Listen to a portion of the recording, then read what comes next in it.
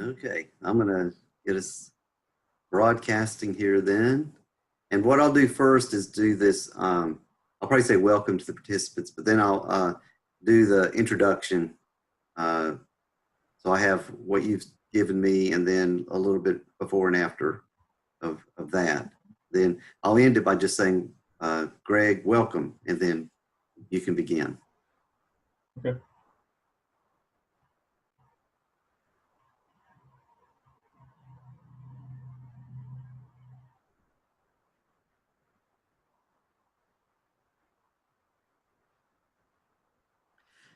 Hello, this is Rick Jordan, Church Resources Coordinator for the Cooperative Baptist Fellowship of North Carolina. I welcome you to this webinar on improvising community. Our presenter today is Greg Jarrell. Greg is the co-founder and chief door answerer at QC Family Tree. So Greg, if somebody comes to the door today. Answer.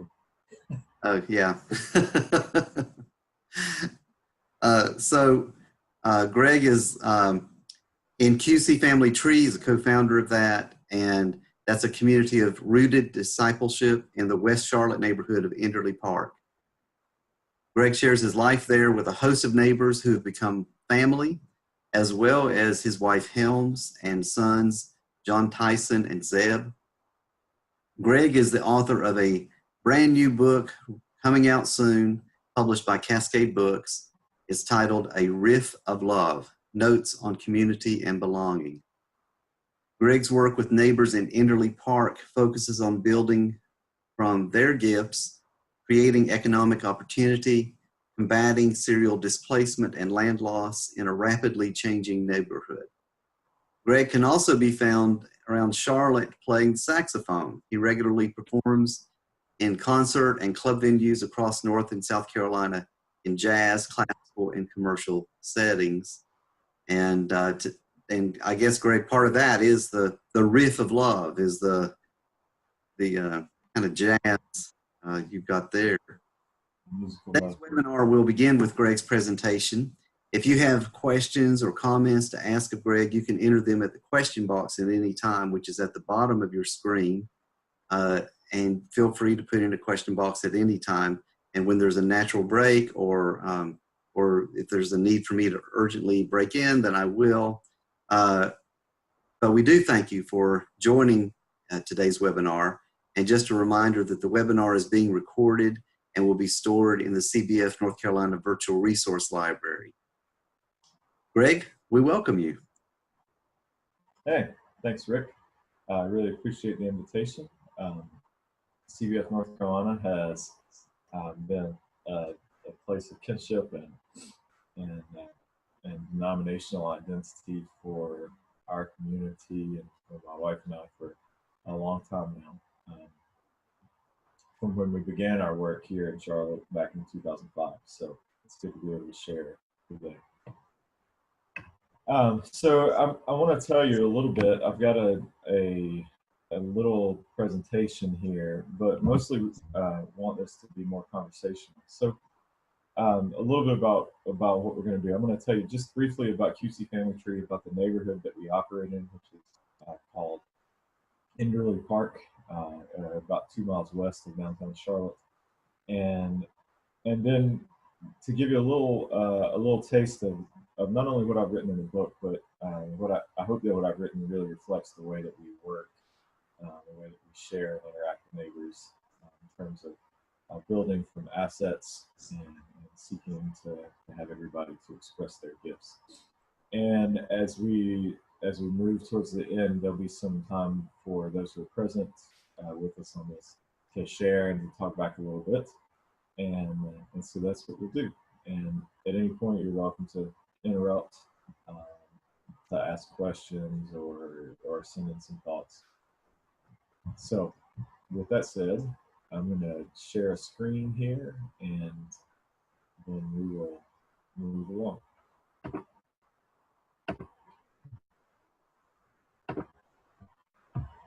All right, so I've titled this Improvising Community. And so I want to tell you a bit about the community where I am. I am a part of a little faith community called QC Family Tree. We've been cultivating community for the common good in West Charlotte since 2005. So at that point, there was a small group of us who had been seminary together at Baptist Theological Seminary at Richmond. We're looking for a rooted, on the ground expression of faith in an oppressed place, a place that, because of race and poverty, maybe experiences some of the most difficult features that our society has to offer. But we're moving out of the deep conviction that we would find there some incredible expressions of faith that would be important for our own working out our own salvation in ways that we wouldn't be able to find anywhere else. And that being in close proximity, sharing in that space as neighbors with people would be a significant part of that journey. And indeed, that's been true. We've been doing it for 13 years now and find ourselves more and more rooted as each year goes by. So I want to tell you a little bit about Enderley Park. Enderley Park is 2 miles west of downtown, and the sorts of things that demographers measure, the kind of things you derive statistics from, our neighborhood does not do well. Does not do well in comparison with the city as a whole. So just in a couple of quick numbers along those lines, the average age of death here is 61. In our city as a whole, the average age of death is 72 or 73. So living in poverty, the daily grind takes years off people's life. And so we confront that reality on a daily basis. Unemployment here is about 4 times our region as a whole. And unemployment figures don't take into account those who have dropped out of the job market altogether because of the long-term frustration of trying to find a sustainable work that can feed their families, that can keep their rent paid. So in reality, that number is probably significantly higher. The annual income for households in our neighborhood is about $28,000, and in the city as a whole, it's about $70,000. So our folks are living at the very lowest end of the economic spectrum in our region here, and violent crime is significantly higher here, and that is, of course, a reflection of the economic hardship and sometimes desperation that people are feeling. And so we live in an environment of what we call oppression, where because of race, because of access to resources, because of policy decisions, our people suffer and their lives are shortened and made sometimes significantly harder by it. But that's not the only way to tell the story. And in fact, it's really important to tell the story in a different way, that life in our neighborhood is not comprised just of a series of struggles. It's not only made up of hardship, but in actuality, there are really, really beautiful and amazing things that happen here every day. Ways that folks care for one another, ways that neighborhoods thrive, even in the face of oppression. And so, as Rick mentioned at the beginning, a portion of my work is as a saxophonist, as a musician, play with a variety of bands in a number of different settings around the state. And so I often think and talk about the way that life works here in terms of improvisation. So improvisation is popularly we think of as just making stuff up, right? So my kids will sit down at the family piano sometimes, and they'll just kind of beat on the piano until they can figure out some little sound that they like. Oftentimes it's just kind of cacophony, but they like it. But that's not improvisation. That's just kind of making stuff up, right? Improvisation in reality is a discipline. It's a discipline musically. It's a discipline in theater. It's a discipline if you're making explosive devices, right? An improvised explosive device, where you're not just making stuff up, but really you have learned you have learned a set of practices that allow you to be creative in an otherwise very restrictive set of circumstances. So improvisation is not necessarily about breaking boundaries. It's about being creative within very tight boundaries where there are relatively few resources available to you. So as a musician, you have only just a few resources available to you. You have 12 notes. You can play louder, you can play softer, you can play faster or slower, but you still only got those 12 notes that you can work with within those confines. So it's a very restrictive sort of practice. Improvisation is the discipline of being formed into the kind of tradition that can help you to respond creatively within those restrictive scenarios.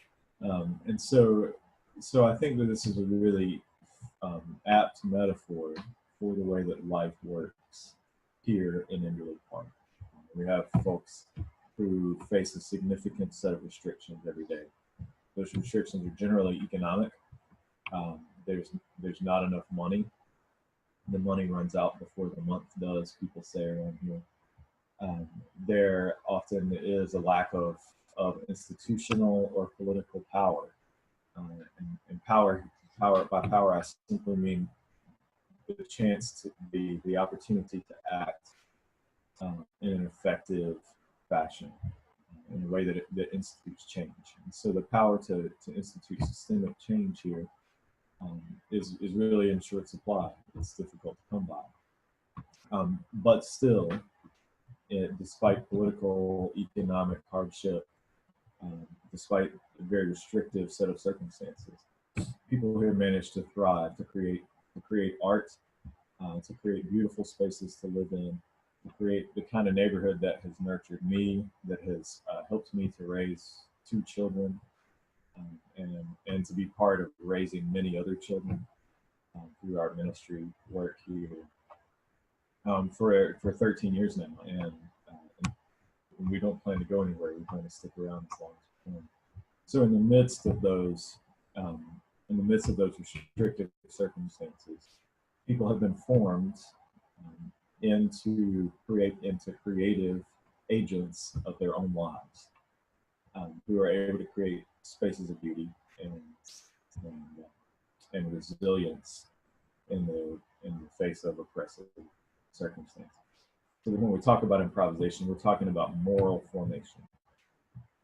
We're talking about, in religious terms, in Christian terms, when Jesus takes the loaf of bread and the cup at that Last Supper in the upper room, he is improvising. He's taking the very limited metaphors, very limited, not even metaphors, goods that are available to him in this meal, a cup of wine, a loaf of bread, and he's telling a tale. He is instituting a creative world that demonstrates how those simple pieces of material are really much larger, much more expansive than it would initially seem. So you can think about that in terms of improvisation. And then you can think about that as well in terms of moral formation. That is, that as we practice the Eucharist or communion, as Baptist churches tend to call it, the Lord's Supper, then we're engaging ourselves in the kind of moral formation that teaches us to share with our neighbors, that teaches us that everyone gets a seat at the table. And so from Jesus's improvisation, Sunday after Sunday after Sunday, we continue to improvise on this simple little thing to try to create a more beautiful world, more beautiful spaces around us. So I thought what I'd do over the next little bit is to share a little with you from the book, and then also to take a look. Let's test this out with a Bible story and see if we can read this practice of improvisation and So, Rick, real quick, just to check in, do we have some folks with us at the moment? We do, and we have one question, which All is right, let's. it's kind of a big question. All What right. policies have contributed to the problems at Enderley Park? I'm assuming, but Policies have contributed to the problems. yeah. All right, that's a good question. So, so here's the first thing. So my neighborhood was platted out. It was turned from a farm that belonged to a former U.S. congressman named S.B. Alexander. His family turned it into an urban neighborhood as the city of Charlotte was growing in the mid 20s. When they did that, they inserted language into the deeds of the properties that say that these properties shall only be owned, rented, or otherwise occupied by members of the white race. And that language still exists in the deed. So when you if you go and read the deed, or if you buy a piece of property in Enderley Park, and that language is actually still there. It's not legally enforceable, but it is still present in the deed. Right? So there's the beginning of an unequal distribution of land. White people can live anywhere, but black folks have always had a very restricted supply of housing. So if you fast forward 40 years later, a set of federal policies called urban renewal began in Charlotte. This was already happening in other cities across the country, but began in Charlotte to destroy black neighborhoods, called them slums, even though some of them were very vibrant and contained very well-to-do people, destroyed those neighborhoods to supposedly revitalize, as they say, those neighborhoods. Often the actual projects that were done were to build highways. So Interstate 77 runs near downtown Charlotte, just on the edge of downtown. Interstate 277 is our expressway loop that runs through downtown. And where those highways are were former neighborhoods occupied by black people, by African American people.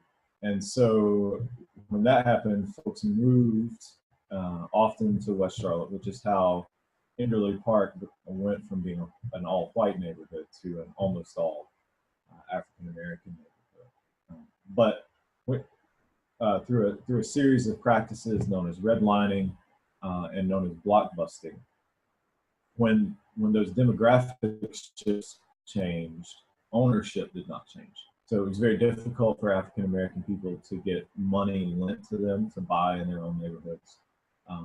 The long oppression of black people had prevented them in many cases from buying previously and from transferring wealth by property ownership from generation to generation. And so now those same sets of practices are contributing to gentrification, where in this neighborhood we've experienced very, very rapid rise in property values, doubling and more over the past just 18 months. And so again, when you have a long history of destabilizing black neighborhoods, then that rapid sort of reinvestment by outsiders continues to destabilize those places. So a century of housing policy, beginning in 1920 or so here, has contributed to that unfairness, to the oppression of the people who live here. So if we could continue to talk about educational policy, about criminal justice policy, about a number of different ways, about health policy, healthcare and how it's available and to whom it's available, that neighbors here always get the short end of the stick when it comes to those policy questions. We have a follow-up kind of question. If it could happen, would reparations help erase problems that are in Enderley Park. Absolutely. Absolutely. Who's asking that question? I love it.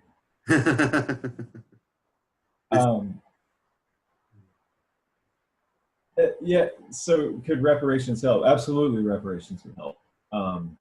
There are some there's some political considerations that make reparations a really long shot, but that doesn't mean we shouldn't be working towards it.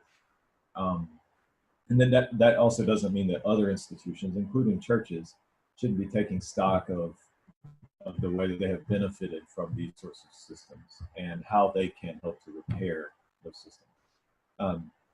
So I certainly think that there are multiple ways that we can make repairs, which is at the root of reparations, that in ways that will improve people's lives. This conversation kind of got jump started or restarted a couple of years ago with an author named Ta-Nehisi Coates, who wrote a really widely distributed article in the Atlantic Monthly called "The Case for Reparations," and he used housing policy in particular and redlining as one of those policies, the uneven lending practices that were instituted by the federal government through the banks as a way of saying not only can we make reparations, but we can go back and calculate how wealth was unevenly distributed through homeownership. So one resource for thinking about this is a fairly recent book. It's published this past spring, I think. It's called The Color of Law. The author is Richard Rothstein. He documents very closely how wealth production has benefited white people and not benefited Black people, African American people, in the same way through segregated housing policy. So he cites, in particular, a well-known suburban development right outside of New York City called Levittown, New York, and so he points to a man whose name I can't remember. We'll just call him Mr. Johnson for now, who a Black man who helped to build Levittown, New York. So he was a construction worker there, but because of his racial identity, he could build the houses in Levittown, but he could not live in them, could not purchase one. And so Rothstein goes back and simply does the math, which is not difficult to do. This Mr. Johnson, whose family he found, instead bought a house in the town, sort of the next town over, where Black people were allowed to buy. And the difference that segregated housing policy has created in terms of wealth is that the price of, I'm going to get these numbers close, but maybe not quite exact. The price in 2016 dollars of buying a house in Levittown, New York, and of buying it in the next town over, where Mr. Johnson did buy, were both about $85,000 in 2016, 2017 dollars. To buy those houses today, though, in 2017 dollars, would cost respectively something like $325,000 in Levittown and about $140,000 in the other town. And so, by the sort of the alchemy of land as wealth production, which is maybe another theological issue for us to talk about at some other point. But kind of through that alchemy, the white family, whose house was built by a Black man in Levittown, created $250-some thousand of wealth. The Black family who built the white family's house was only able to create about $40,000 or so, $50,000 of wealth over that same period of time, over 50 some years. So that's achieved through segregated housing policy, and we can calculate what the difference is. And so there's one way of beginning to think about reparations. How do we make up for that gap that has been created through those policies? Thank you. Those are the questions we have thus far. All right, great. So keep the questions coming and feel free to interrupt. So I'm going to give you a story from Enderley Park, and I'm going to give you a story from the Bible, and we're just going to kind of play with this. So here's a little section from the book. Nobody's heard this yet, so if you're on the call or on the Zoom seminar here, then this is brand new breaking information. Here in Enderley Park, just 2 miles from the central square of Charlotte, it often seems like a riff is about all most people have. The money almost always runs out before the month does. Improvising on just the barest amount of resources is a standard life skill. One place to watch this skill come alive is in the kitchen. Freddie and Michelle are masters. I have walked into their house many times to see that the fridge is almost empty. There are few cans stored on the cabinet shelves, which lack doors thanks to a lazy landlord. Their need is visible to all. But this does not stop them from offering an invitation to supper, nor does it stop the meal at their house from becoming a bounteous delight. Freddie and Michelle like to entertain when they can. They throw big birthday parties for their kids, and every child within 3 blocks joins the fun. At holidays, lots of extended family come for big cookouts, and every once in a while, they wind up needing to throw a rent party. These are the most entertaining. They feature a sound system and a neighbor trying to DJ. The adult beverages flow. The rules of decorum required of a child's birthday party are suspended. For Freddie, they're almost always suspended, and things get a little rowdy. By the way, if you don't know, a rent party is when you don't have enough money to pay the rent, so you throw a party and you charge an admission to come to the party so that you can collect enough money to get the rent paid. Oh, cool. So Freddie's dream is to be a comic and a comedy promoter. It's more than a little late for him to get started on that career. The rent party gives him a chance to try his act out. He features himself and whoever else he can coerce or cajole into trying an amateur comedy set. These are excruciating to sit through, which makes them also endearing. The difference between being humorous in real life and being funny behind a microphone is profound. I did not recognize how different these things were until Freddie asked me to be one of his headliners.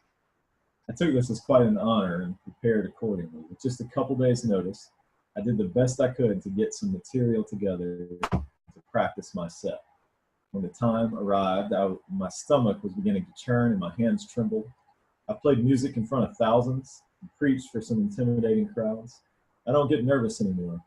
But this backyard assembly of a few dozen had my knees trembling. I bombed. Not a single laugh. These folks wanted to laugh. They wanted me to do well. And they were tipsy on top of that. If you can't make drunk people laugh, you're pretty bad. But the rent party was a huge success, and the food was amazing. I have no idea where it came from or how there was enough. Freddie and Michelle cooked it. I know because I saw them do it, and I helped them carry it from the kitchen to the picnic table. The fried chicken wings were a business plan unto themselves. And on the grill, Freddie elevated a hot dog to a work of art. The potato salad competed with my mother's, which is not a compliment that a Southern boy easily hands out. There were plenty of cold drinks to keep the party rollicking until the wee hours, and a hat got passed around a few times, and enough came in to get the rent paid. Everybody got full and had a good time, but also everybody knew why we were there, and it was not for a comedy show. The abundance on display at the party was not food and drink, but determination and prayers and the hard-won knowledge of how to make something out of nothing. So there's a little piece from the book, and there's lots more stories and reflections in there. So this is true. Then it ought to be visible in the Bible as well. as a preacher, I can't help but go and look and see if we can find some ways that oppressed communities in ancient Palestine and Israel might have made life work on a riff. So, um, I think that we can look at a very well-known story in Mark 6, and that's going to give us one way of looking at how things work. So I'm pulling this up on my phone at the moment so we can read it, but you know the story. Um, so as it goes, Jesus and his disciples, they're at the end of a rough time. John the Baptist has just been beheaded, and so they're in the midst of some grief. This is a political killing, of course, and so they're also, you can imagine, feeling the stress of wondering if they're next to have their heads served up on a platter. And so Jesus says, let's get away into the wilderness, out away from the edge of the empire here, and let's get a little rest for ourselves. So they head out to the wilderness, but the crowds, of course, follow them. They can't get away. And Jesus, I guess, can't help himself as the crowds come and they begin to mount. He's moved with compassion for them. He begins to teach. So he starts talking. Jesus has to get the gab, and so he keeps talking and talking and talking, and he talks all day. And at some point, of course, this is where we begin to pick up what we know easily about the story. The disciples say, Jesus, it's getting late, and we're hungry, and maybe they've hit that hangry point, right? We're not just hungry, but we're irritable as well, and so is everybody else out here, and we're going to need you to stop talking because everybody needs something to eat. And so the conversations. So everybody gets, right? This is easy Sunday school material, that Jesus makes some food appear out of nowhere, but we often miss the conversation that happens right before that. So Jesus says, the disciples say, we need to get these folks something to eat. And Jesus says, that's fine, you do it. So you can imagine that they sort of come to him looking for help, right? Jesus, the great wonder worker, can turn water into wine, and so on. And they say, these people need something to eat. Like, fix this, Jesus. And Jesus says, no, you fix it. You do something about it. The disciples have this impoverished imagination, and they don't recognize the power that they're dealing with, the power that they have themselves. So their first thing, of course, is to turn to the free market. They say, well, we could go to town and buy some stuff, but we don't have enough money. Not to mention that there are thousands and thousands of people, right? There may not be enough food in town. So again, Jesus, we're stuck. We don't have enough here. We don't have enough money. Jesus says, Jesus is not interested, though, in money. They've gone out into the wilderness to escape the heat of the market economy and the way that it's making demands on their bodies, the way that it has taken John the Baptizer's body and dismembered it. And so Jesus says, don't worry about the money. Just look around and see what's here. And so he asked them, basically, rather than going to buy stuff, let's improvise on what we have available to us. We're in this difficult, tight situation here, but I bet there's something for us to work with. And so the disciples, probably a little mystified, you can imagine, start asking around, does anybody have any food? And when they return back to Jesus to report on what they found, the only thing they found is a little boy who has 5 loaves of bread and 2 fish. And the end of the story reports that there are 5,000 men and also women and children as well, right? So we have 5 loaves of bread, 2 fish. We have not nearly enough to feed 15, 20,000 people that are out in the wilderness with Jesus here. So, but they have done what he's asked, which is to say, look and see how much is here. And so the way that we generally think about this is that Jesus then, it says he takes the loaves and the fish and he holds them up to heaven and he blesses them. And then all of a sudden there's all this food, right? But there's no indication in the text that the food just appeared out of nowhere. So one of the ways that I think about this is that I hang out with kids a lot, and I have kids, and kids always have stuff in their pockets, right? They're always carrying little things around. So I was actually doing laundry this morning, and I find a fruit snack wrapper floating in the washing machine, right? Because kids are always doing this sort of thing. Like there's always a little thing, and kids, if somebody's in need, are almost always willing to share. They're different than adults.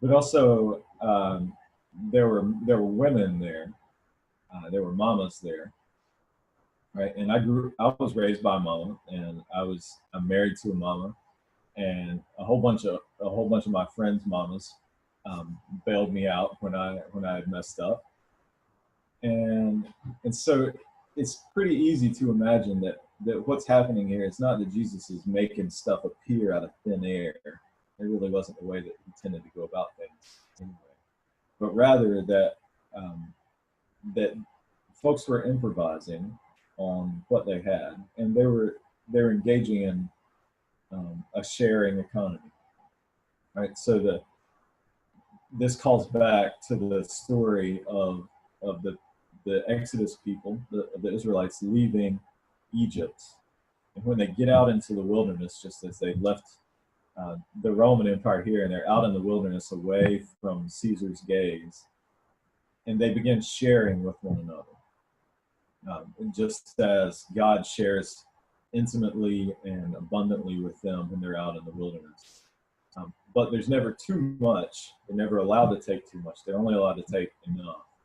And so out of God's great abundance, those needs are provided for. And so I just think that what's happening in this story, what we're being invited to imagine, is that that Jesus says, don't go buy stuff. Find what's already here, and let's use it. Let's share it. And so the people, just because one person begins to offer their gifts, then we can imagine that all of a sudden, the little things that moms had hid away in their bags that they carried to care for the babies that day started to get shared, and that folks began to get their needs met, not because of magic happening in the desert, but because that's how things always work in oppressed neighborhoods. I've watched it for 13 years here, that nobody ever starves. There's always enough calories. They're maybe not the best calories, maybe not the healthiest ones, but nobody's ever starved to death here, because there's this remarkable sharing, this solidarity among people who are always living on the margin of the empire. And so with that, we get this remarkable story where everybody gets taken care of before they return back to the heat of Herod's gaze there in this really charged political time. So that's my little telling of Mark chapter 6. I think I hope somebody else finds that useful. It's great.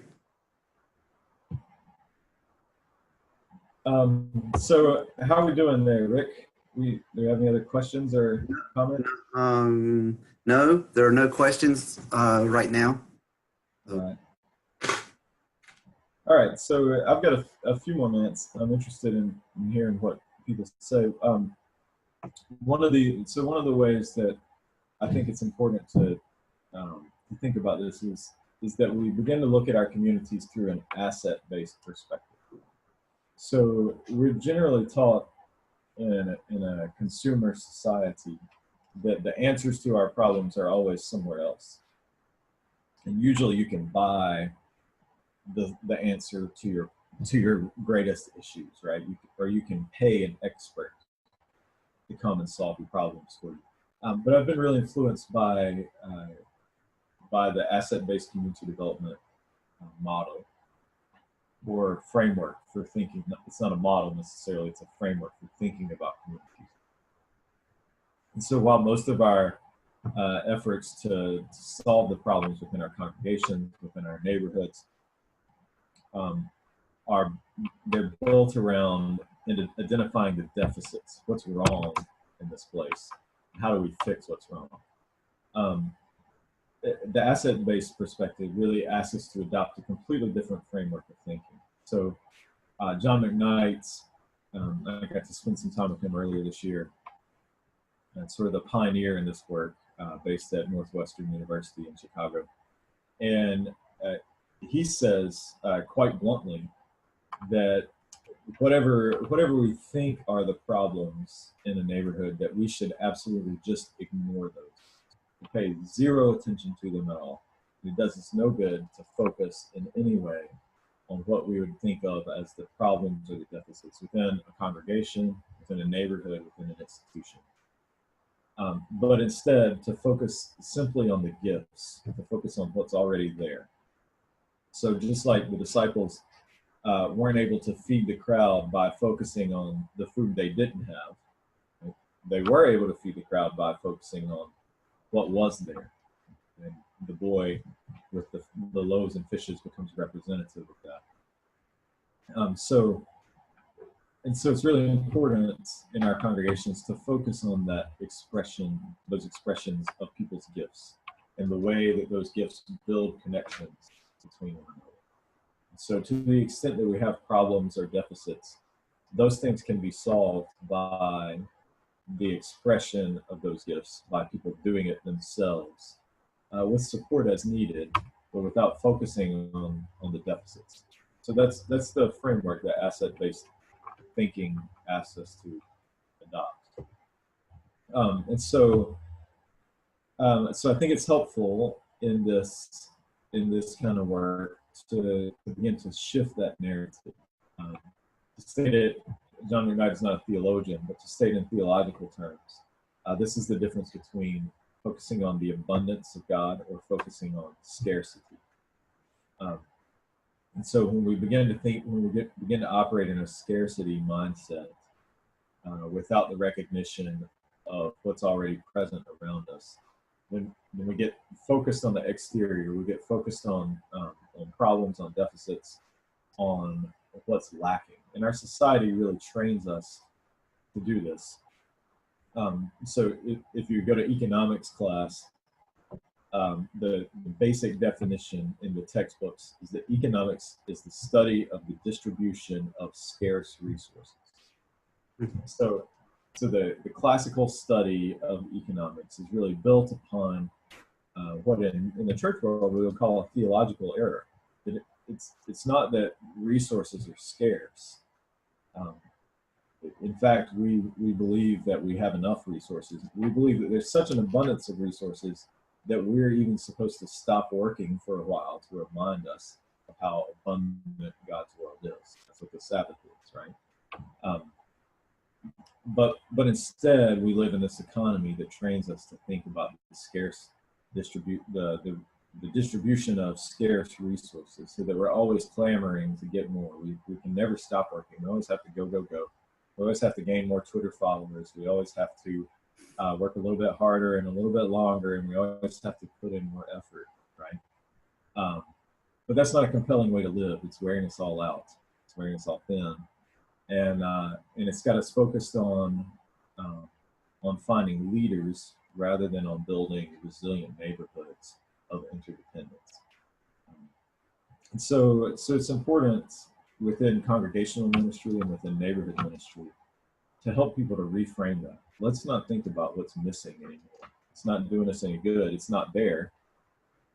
We can't do anything with something that we don't have. We can only operate out of what we do have. So this asset-based framework is really important. So there's some simple ways of getting at that. And if people want to talk back, I totally want to hear what you have to say. I'm going to offer you a couple of questions that I've learned from another thinker named Peter Block. He and John McKnight are good friends and work together. And so I think that the couple of questions I'm going to offer you begin to help to shift that framework.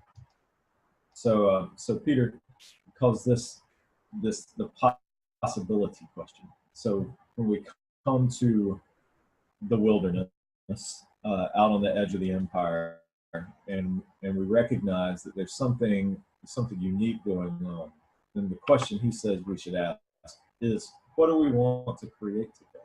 Or another way of getting at this is to ask the question, what is the crossroads that you are faced with at this point in time? In other words, like, what brought us here? And what's the opportunity that we see in front of us? What are the possibilities? And how do we want to create, Peter often uses this little catchphrase he's tried to create. How do we want to create a future that's distinct from the past? In other words, how do we want to move forward in such a way that we're not continuing to repeat the same mistakes that we've been making over and over again? So there's this question of possibility. What is there that's out in front of us that we want to create? And there's also a question of ownership.